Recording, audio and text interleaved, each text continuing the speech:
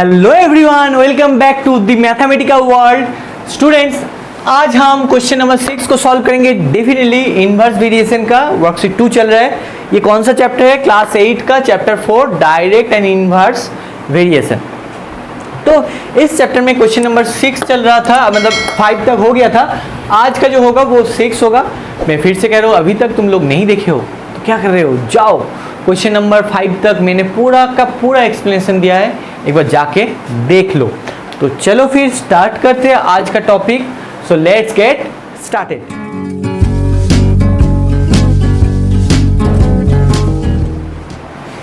देखो, मैं यहाँ पे कंसेप्ट का जो बात है उतना एक्सप्लेन करने की जरूरत नहीं है। क्या कहा गया है कि if 30 goats can graze a field in 15 days, okay, then how long means how many goats will graze the same field in 10 days।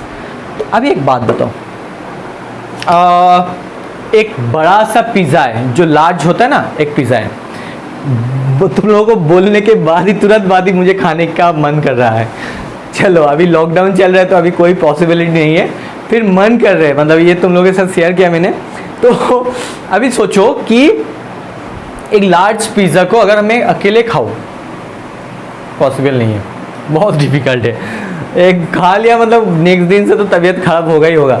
तो सोचो कि एक लार्ज जो पिज़्ज़ा है उसका कितना 16 पीसेस होता है। तो 8 जन नहीं, 8 ज़्यादा हो जाएगा, 4 जन मिल के खा रहा है, ठीक है ना। तो 4 जन मिल के खा रहे हैं, मतलब प्रत्येक को कितना मिलेगा? नहीं, 8 पीसेस होता है, 16 नहीं 8 पीसेस, तो 2-2 करके पीस मिलेगा। अभी एक बात बताओ, और 4 जन एक्स्ट्रा आ गया तो प्रत्येक को 1-1 पीस मिलेगा, तो वो जल्दी ख़त्म हो जाएगा ना वो बड़ा वाला पिज़्ज़ा। अगर मैं खुद लेके बैठूंगा तो वो पूरा दिन रह जाएगा, मतलब ख़त्म नहीं होगा।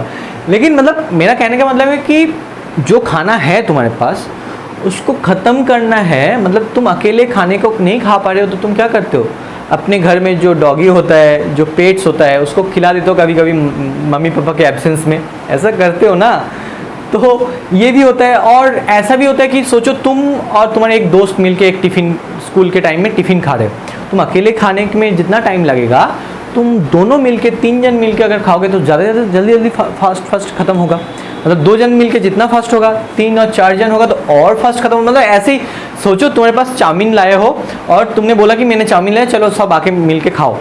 सब अगर ऐसे झपट पड़े ना उसके ऊपर तो क्या होगा, तुम बस देखोगे है और जस्ट 2-3 सेकेंड के बाद जब सब ऐसे उठा लेगा तो तुम देखोगे पूरा टिफिन बॉक्स खाली है।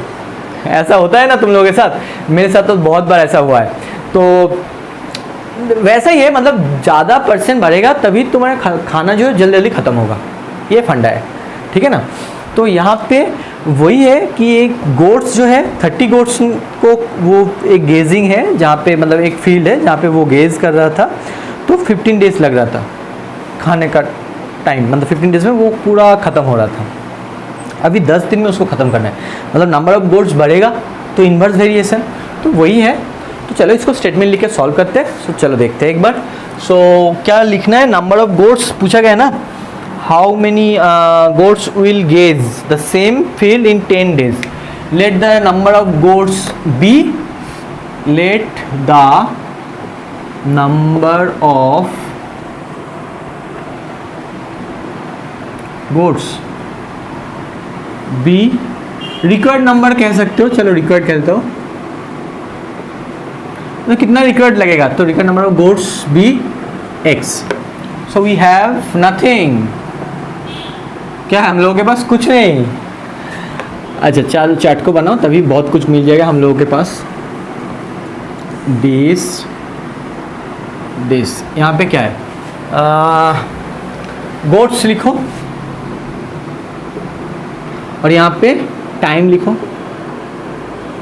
कितना दिन लग रहा था, डेज में शायद है, हाँ 15 डेज, हाँ मतलब डेज में है। देखो वही ना, मेन एंड टाइम वैसी जैसा है। तो मेन एंड टाइम में और पर्सन और पीपल और टाइम में क्या होता है, इन्वर्स वेरिएशन होता है। टाइम और मतलब बढ़ेगा तो पर्सन कमेगा, टाइम घटेगा तो पर्सन बढ़ता है, और number of people, number of goats का उसका जो खाने का है कुछ भी हो, मतलब ऐसा रिलेशन होता है, मतलब इन्वर्स होता है। तो यहाँ पे गोट्स क्या था पहले 30 था, 30 लिखो। फिर कितने दिन में ख़त्म हो रहा था? 15 डेज में। ये केयरफुल रहना जब यहाँ पे लिखोगे। क्यों? क्योंकि कहाँ पे किसका वैल्यू लिख रहे हो ये बहुत ही इम्पॉर्टेंट है। अभी कितने दिन में ख़त्म करना है? 10 दिन में। तो ये क्या है पता नहीं, एक्स माना है मैंने, तो clearly it is a case of inverse variation, वही लिखो।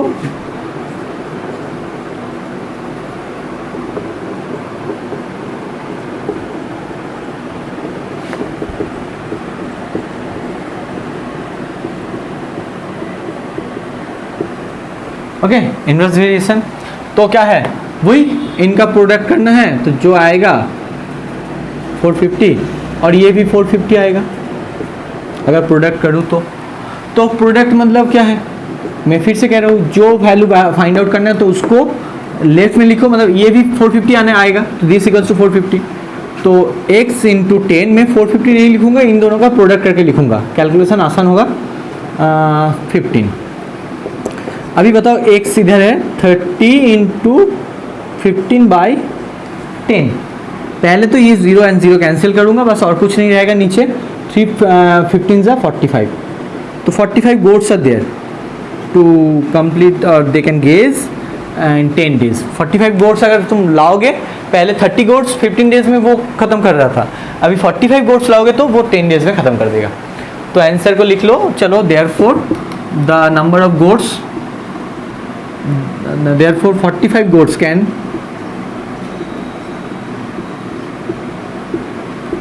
gaze the same field in 10 days। मैंने कुछ अलग नहीं लिखा है, बुक से ये सेंटेंस मैंने उठाया है, ठीक है ना। सो आज तो क्वेश्चन नंबर 6 हो गया, अभी भी और 6 क्वेश्चंस बाकी है, उसके बाद मैं वर्कशीट 3 में चले जाऊंगा। वो भी एक इम्पॉर्टेंट पोर्शन है, इम्पॉर्टेंट पार्ट है। तो आज के लिए इतना ही। आई होप तुम लोगों को अच्छा लग रहा है। एक बार कमेंट करो, कमेंट करके बताओ कैसा लग रहा है। तो मैं एक और चीज़ कहना चाहता हूँ तुम लोगों को बच्चों, जो लोग अंत तक हो उन लोगों को ये पता होना चाहिए कि मैं मतलब ऐसा डिसाइड नहीं कर पा रहा हूँ कि करूँ या ना करूँ। साइंस का क्लास भी स्टार्ट करना है मुझे, तो मैं एक्चुअली मैं सोच रहा हूँ कि साइंस का क्लास भी चलो स्टार्ट कर देता हूँ। तो एक बार तुम्हें लगता है कि साइंस का क्लास भी चाहिए तो स्पेशलाइजेशन टीचर रखूँगा मैं ऐसा नहीं कि मैं जैसा तैसे पढ़ा दूँगा। वो फिजिक्स का टीचर होगा, फिजिक्स का पोर्शन बहुत अच्छे से समझाता है वो, तो मैं उसको रिक्वेस्ट भी किया है, देखता हूँ क्या होता है।